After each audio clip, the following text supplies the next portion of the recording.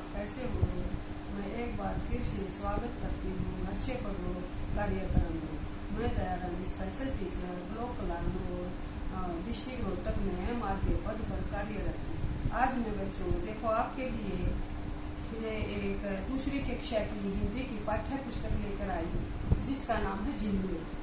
निकालो आप सभी दूसरी कक्षा की पाठ्य पुस्तक हिंदी निकाली सबने। इस पुस्तक का क्या नाम है? झिलमिल। आप बच्चों अब इसका ये पाठ खोलो, नौवां पाठ खोलो सभी बच्चे। खोलिया सभी ने। और पेज नंबर 72 क्या है? 72 पेज नंबर। नौवां पाठ का क्या नाम है बच्चों? भोलू की भूल। ये है भोलू की भूल। भोलू कौन है? एक कव्य का नाम है। ये एक बहुत ही अच्छी कहानी है, इसको आप ध्यान से सुनना। देखो बच्चों, एक हरा भरा बाग था। बच्चे प्रतिदिन बाग में खेलने जाते थे। वहाँ दिखने वाले पशु पक्षियों को वे प्यार से किसी न किसी नाम से पुकारते थे। बच्चे कहाँ जाते थे? बाग में घूमने के लिए, और वो पशु पक्षियों को बहुत ही प्यार से किसी न किसी नाम से पुकारते थे।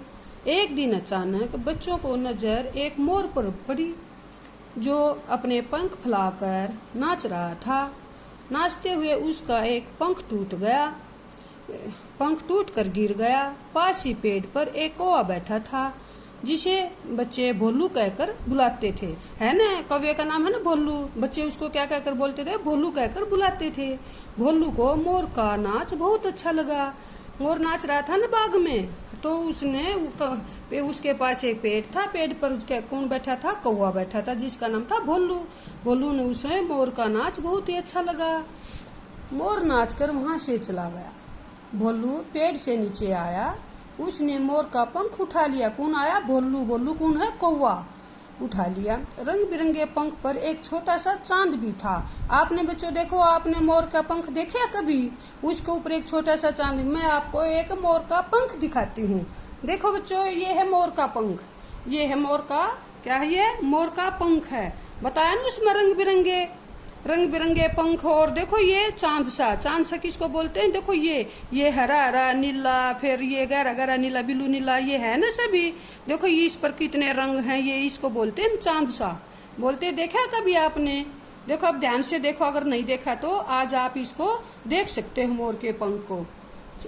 ये बच्चों आपको मोर का पंख है, चांद सा भी था। मोर का पंख लगाकर भोलू सोचने लगा, आहा मैं कितना सुंदर लग रहा हूँ। क्या सोचने लगा? कि मैं कितना सुंदर लग रहा हूँ, मैं तो मोर बन गया। उसने मोर का पंख लिया, सोचा कि मैं मोर बन गया। उसने उठा लिया ना भोलू ने, और वो सोचने लगा कि मैं कितना सुंदर लग रहा हूँ, और वो सोचा कि मैं तो मोर बन गया हूँ। वह गाने व नाचने लगा। कोई कहे ना मुझको कौवा, मैं हूँ मोर। क्योंकि उसने भोलू ने क्या किया? वो मोर का पंख लगा लिया, और वो सोचने लगा कि मैं तो बहुत अच्छा लग रहा हूँ, मैं तो अब मोर बन गया। और वो नाचने लग गया। फिर वो नाचते नाचते उसने क्या कहा? मैं हूँ मोर। भोलू घूमने निकला। उसके साथी कौवे ने उसे बुलाया, पर वह उनके पास नहीं गया और बोला, मैं कौवा नहीं, मैं मोर हूँ। क्या कौवे इसको बुला रहे थे, अब बोलू हमारे पास आ जा, लेकिन वो उनके पास नहीं गया क्योंकि वो मोर का पंख लगा रहा था। उसने तो ये सोच लिया मैं तो मोर बन गया हूँ, इसलिए वो कौवे के पास नहीं गया। यह सुनकर सभी कौवे उस पर हंसने लगे। फिर भोलू मोरों के पास पहुंचा। मोर उसे देखकर बोले, कहाँ पहुंचा वो? मोरों के पास। मोर नहीं तुम कौवे हो, यहाँ से जाओ। मोरों ने क्या कहा? आप मोर नहीं हो, आप तो कौवे हो, यहाँ से आप चले जाओ। भोलू ने पंख दिखाते हुए कहा, मैं मोर हूँ। उसकी बात सुनकर मोर हंस पड़े। भोलू ने पंख किसको दिखाए? मोरों को दिखाए कि मैं तो मोर हूँ, और मोर हंसने लगे। मोर ने उसे चोंच मारकर भगा दिया। क्या किया? मोरों ने उसे चोंच मारकर वहां से भगा दिया। भोलू बहुत दुखी हुआ। वह अपने मित्रों के पास गया। मित्र कौन थे इसके? कौवे। उन्होंने भी उसे चोंच मारकर भगा दिया। हार कर भोलू ने पंख निकालकर फेंक दिया। फिर वह कौवे से बोला, मुझे माफ कर दो, मैं मोर नहीं हूँ, मैं तो तुम्हारा मित्र कौवा हूँ। क्या किया उसने? मोर के पंख को निकाल कर फेंक दिया। फिर उन्होंने वो कौवे के पास गया और कहा, मैं तो आपका मित्र कौवा हूँ। सब कौवों ने कहा, फिर कभी अपने साथियों को छोड़कर मत जाना। क्या बोला ना उन्होंने, वो अपने साथियों को छोड़कर चला गया था, मोर की पंख लगा ली थी। वो सोचने लगा कि मैं मोर बन गया हूँ, लेकिन वो मोर नहीं था। मोरों ने कहा कि आप कौवे हो, इसलिए उसने मोर की पंख को फिर उसने निकाल दिया। और वो फिर उन्होंने माफी मांगी कौवों से कि मैं तो आपका दोस्त हूँ। फिर उन कौवों ने क्या कहा, आप अपने साथियों को छोड़कर मत जाना। बहुत अच्छी कहानी है ना बच्चों, कितनी अच्छी कहानी है, सुनी ना आपने। देखो अब हम अभ्यास करते हैं इसका। आइए शब्दों के अर्थ जाने। शब्द अर्थ में बच्चों ये देखो, प्रतिदिन, प्रतिदिन का अर्थ है हर रोज। बाग, बाग का अर्थ है बगीचा। कोशिश, कोशिश का अर्थ क्या है, प्रयत्न। बहुत, बहुत का अर्थ है अधिक। अब क्वेश्चन नंबर 2 पाठ से, ये इस पाठ में से जो क्वेश्चन दिया है इसी पाठ में से उसका आंसर है। कै, भोलू को किसका पंख मिला? आप बताओ बच्चों, भोलू को किसका पंख मिला? मोर का, मोर का पंख मिला ना, तो भोलू को मोर का पंख मिला। ख, भोलू ने पंख का क्या किया? क्या किया भोलू ने पंख का? उसो के मोर के पंख को उठाया और अपने लगा लिया। गए, भोलू नाचते हुए क्यों गाने लगा? भोलू नाचते हुए क्यों गाने लगा? क्योंकि वो उसने मोर देखा था ना नाचते हुए, तो उसने भी पंख उसका उठा कर लगा लिया। वो सोचा कि मैं मोर बन गया हूँ, वो मोर हूँ, इस तरह से वो गाना गाने लग गया। घ, कोई भोलू से किस कारण नाराज हुए? किस कारण नाराज हुए कोई भोलू से? कोई भोलू को बुला रहे थे कि आप इधर आ जाओ, लेकिन वो उनके पास नहीं गया क्योंकि वो मोर का पंख लगा रहा था। वो बोला मैं तो मोर हूँ, इसलिए कोई उससे नाराज हुए कि आप कोई मोर नहीं हो, आप कोई हो। वो उनके पास आने से मना कर रहा था। अरे, किसने किससे माफी मांगी? किसने किससे माफी मांगी? भोलू ने कौवे से माफी मांगी ना। पहले तो उनके पास आया नहीं, फिर वो उन्होंने मोरों ने भी भगा दिया चोंच मार कर।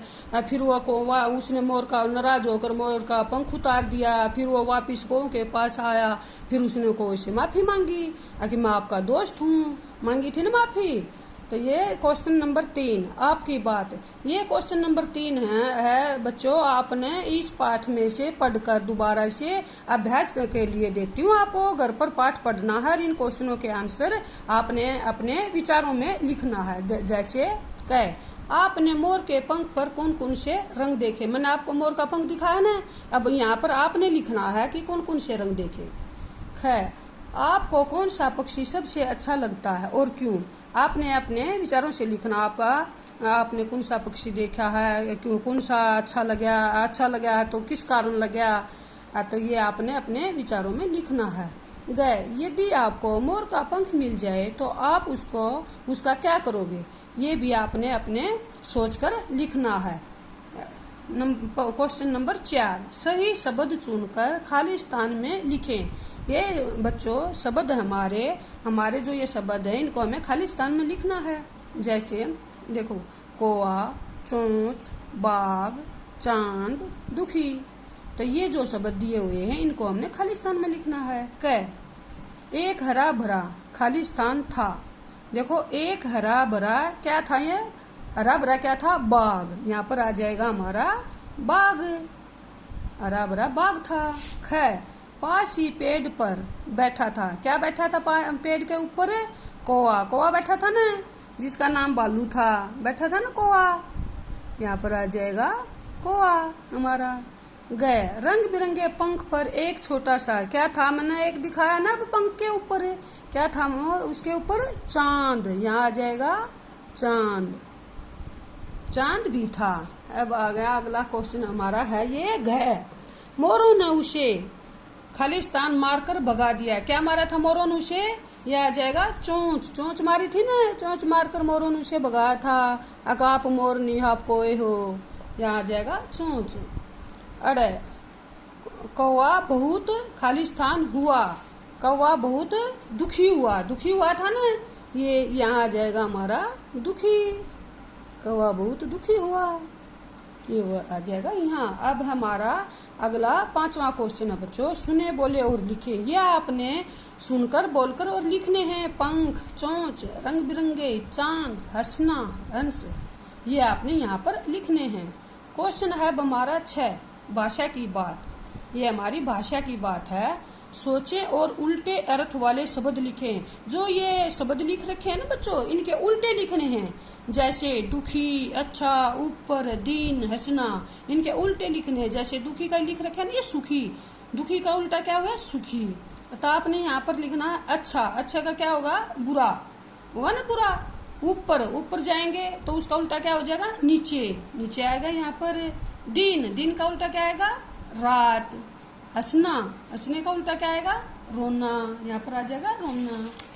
तो ऐसे ये बच्चों देखो, मित्र, मित्र का उल्टा क्या आएगा, दुश्मन, यहाँ आ जाएगा दुश्मन।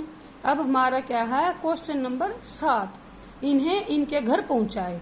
ये जो है ना हमारे, इनके घर दिए हुए हैं और ये हमारे पशु पक्षियों के नाम लिखे हुए हैं। इनको आपने पता है ना कौन कहाँ पर रहता है, किसका कौन सा घर होता है, तो उनको उनके घर पहुंचाना है। मतलब जो सा उनका घर है वहां पर मिलान करना हमें। जैसे चिड़िया, मुर्गी, तोता, घोड़ा, शेर, ये दिए हुए हैं ना। तो हमने, आप बताओ, ये चिड़िया, चिड़िया कहाँ पर रहती है बच्चों, इनमें से देख कर बताओ चिड़िया कहाँ पर रहती है। पेड़ों पर घोंसला बनाकर रहती है ना चिड़िया। तो हम इसको ऐसे, यहाँ से यहाँ ऐसे मिलान कर देंगे। एक चिड़िया घोंसलों पर रहती है। फिर आ गया हमारा मुर्गी, मुर्गी कहाँ पर रहती है, मुर्गी फार्म देखा होगा ना आपने। अतः मुर्गी का फार्म बना हुआ होता है, जैसे ऐसे होता है ना, जाली जाली सा हवादार होता है। अगर हवा आती जाती रहे, मुर्गी बीमार भी ना होए, तो उनका घर होता है ऐसा। देखो इसको, मुर्गी को हमें यहाँ से यहाँ मिला देंगे। इनका, ये मुर्गी का ये घर है। तोता, तोता कहाँ पर रहता है, पिंजरे में, पिंजरे में रहता है ना तोता। तोते का पिंजरा कौन सा होता है, ये ऐसा होता है ना पिंजरा। देखो अब हम तोते को उसके पिंजरे में बैठा देंगे, हो गया ना हमारा। अब ये घोड़ा, घोड़ा कहाँ पर है, घोड़ा कहाँ पर रहता है बच्चों बताओ। घोड़ा हमारा यहाँ पर रहता है। देखो ये इसका ये लगा रखे निशान। घोड़े का घर ये होता है हमारा। ऐसे घोड़े को घर पे पहुंचा देंगे। शेर, अब शेर का देखो, शेर बागों में वहाँ गुफा बनी होती है, वहां पर रहता है ना शेर। शेर, शेर को हम, शेर का घर कौन सा है, ये। अब हमें इसको ऐसे मिलान कर देंगे। बच्चों आपने ये देखा है और पढ़ा भी है, सुना भी है, समझा भी है। अब हमने जो आपको ये तीसरा क्वेश्चन जो आपने होमवर्क के दिया है, ये पाठ पढ़कर अपने विचारों में लिखना है। और आपने व्हाट्सएप के माध्यम से जो हमारा ग्रुप घर से पढ़ो कार्यक्रम बना हुआ है, उस ग्रुप में लिखकर भेजना है। धन्यवाद।